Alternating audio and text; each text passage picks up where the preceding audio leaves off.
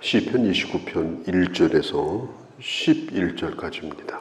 이 말씀은 아주 평안한 가운데 좋은 날씨에 잔잔한 바람이 불 때 부른 찬양이 아닙니다. 이 찬양은 태풍이 몰아오고 번개가 치고 홍수가 났을 때 그때에 기록한 시입니다. 오늘 이 시를 기록한 분이 다윗인데 그는 이런 자연 현상을 바라보면서 그 자연의 소리를 두려워한 것이 아닙니다. 오히려 그 자연을 다스리시는 하나님의 소리를 듣고 있습니다. 그 소리에 놀란 것이 아니라 그 모든 것들을 흔드시는 하나님의 능력, 그 능력을 바라보면서 오히려 주님을 찬양하고 있는 모습을 볼 수가 있습니다. 하나님은 침묵하는 분이 아니에요. 하나님은 벙어리가 아닙니다. 하나님은 말씀하시는 분입니다. 때로는 작은 소리도 말씀하지만 때로는 큰 소리를 질러서 말씀하십니다. 힘있게 말씀하십니다. 그 소리가 아주 위험이 있습니다. 성경에 보니까 이렇게 말하죠. 그 소리로 백향목을 꺾으셨다. 나무들을 송아지처럼 뛰게 하셨다. 그 소리가 광야를 지금 흔들었다. 이 말은 뒤틀었다 그런 뜻이에요. 광야가 마치 산고를 치르는 여인처럼 뒤틀었습니다. 본래 광야는 조용한 곳이에요. 아무것도 없는 곳이에요. 그런데 하나님이 말씀하시니까 그 광야가 완전히 뒤틀려 버립니다.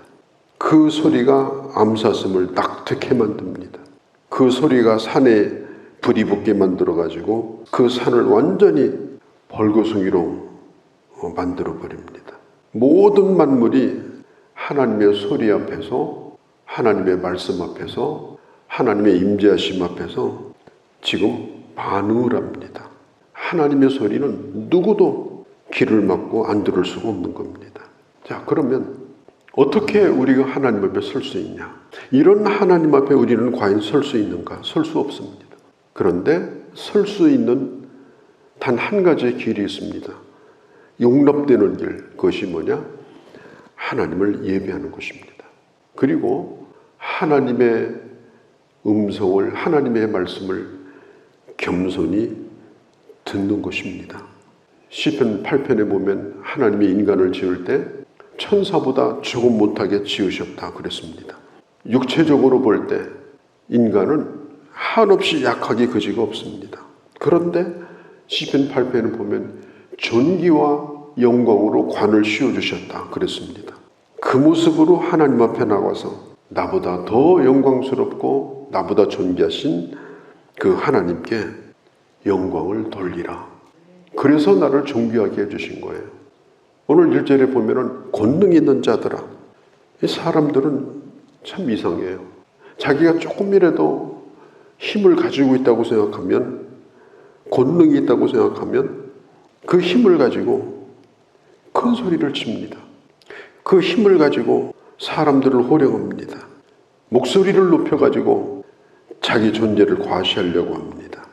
철학자들도 어떻게 하든지 인간을 가르치려고, 지식을 가진 자도 자기 논리를 가지고 자기 소리를 높이려고 합니다.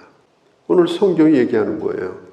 권능 있는 자들아, 그렇다고 생각하는 자들아, 이제부터는 너의 입을 다물라. 이제부터는 너의 목소리를 죽이라. 그리고 영광과 능력을 하나님께 돌리고 돌릴지어다. 하나님의 소리 앞에 모든 만물이 다 머리를 조아리고 지금 경배하는데, 떨고 굴복하고 있는데, 하나님을 우리가 예배한다면 어떻게 예배해야 되겠는가? 어떤 자세로 예배해야 되겠는가? 오늘 2절은 말합니다. 합당한 영광을 돌려라. 하나님의 그 이 놀라운 이 영광, 하나님의 크심, 이 하나님의 말씀 앞에서 합당한 영광을 돌리는 것이 예배입니다. 요한복음 4장에 보면 예배하는 자는 영과 진리로 예배할지니라. 성령 안에서 하나님의 말씀 앞에 선자로서 예배를 드려라. 또 로마서 12장 1절에 보면은 너의 몸으로, 네 모든 몸으로 살아가는 삶이 예배가 되도록 하나님의 존재를 인정하고 하나님 앞에 영광을 돌리도록 해라. 29편에 보면 소리라는 말이 무려 7번이 나와요. 이 우주 안에는 하나님의 소리로 가득합니다. 이 모든 것들을 통해서 하나님의 소리를 들을 수가 있어야 돼요. 그리고 하나님의 소리 앞에 내 판단, 내 이성 이것을 중단하고 침묵하면서 그 하나님의 소리를 경청하는 그런 겸손한 마음이 필요합니다. 엘리야가 지쳐가지고 쓰러져 있을 때 그때 성경에 보면 이렇게 말씀합니다. 하나님께서 물 가운데도 바람 가운데도 지진 가운데도 말씀하지 아니하시고 세미한 음성으로 말씀하셨다. 여기서 세미한 음성이라는 것은요, 들릴 듯 말 듯 아주 작은 음성으로 말씀하셨다는 뜻이에요. 그런데 분명합니다. 작은 음성인데 굉장히 분명합니다. 소리를 지른다고 알아듣는 것이 아니고 아주 세미한 음성도 영적으로 깨어있는 사람은 그 소리를 들을 수 있는 그런 귀가 있습니다. 작은 소리도 작게 들리지 않습니다. 우리가 노래를 부를 때 노래에 그 도움말이 악보 위에 다 있어요. 예를 들어서 포르테시모, 이 포르테시모라는 말이 점점 강하게 이런 뜻이에요. 또 피아노시모, 이 말은 점점 약하게. 약하기 때문에 더 잘 불러야 돼요. 아주 가늘고 약한 음악은 정말로 잘 부르지 않으면 이게 어렵습니다, 부르기가. 하나님의 이 말씀을 우리가 약하다고 해서 그게 약하게 들으면 안 됩니다. 그 음성을 세밀하게 들을 수 있어야 돼요. 하나님의 말씀은 백향목을 꺾으셨다. 백향목을 꺾어 부수시도다. 5절에. 말씀은 우리를 꺾으셔요. 레바논과 사론의 들송아지같이 뛰게 하시도다. 이 말씀은 산을 움직입니다. 요지부동한 것은 없어요. 말씀 앞에 반응을 해야 됩니다. 7절에 여호와의 소리가 화염을 가르시도다. 말씀은 우리를 갈라놓습니다. 어둠과 빛을 갈라놓고 생명과 사망을 갈라놓고 말씀 앞에 중립이라는 건 없어요. 그 말씀 앞에 분명하게 응답을 하는 겁니다. 암사슴을 9절에 딱택해 하셨다. 이 말은 내 마음에 품고 있던 잘못된 것들을 쏟아내게 하시고 버리게 하신다. 우리는 말씀 앞에서 그런 결단을 해야 되는 겁니다. 9절에 보면은 여호와의 소리는 말갛게 삼림을 말갛게 벗기신다. 숨을 데가 없는 거예요. 우거진 수풀인 줄 아는데 산불이 나니까 벌거숭이 산이 돼버린 거예요. 다 보여요. 우리는 하나님의 말씀 앞에서 숨는 자가 되지 말고 주님의 말씀 앞에서 있는 모습 그대로 나 자신을 드러내야 된다. 우리가 휴전선에 가면은 비무장지대 나무 다 비워놨습니다. 왜 그러냐? 누구도 못 숨도록 하는 거예요.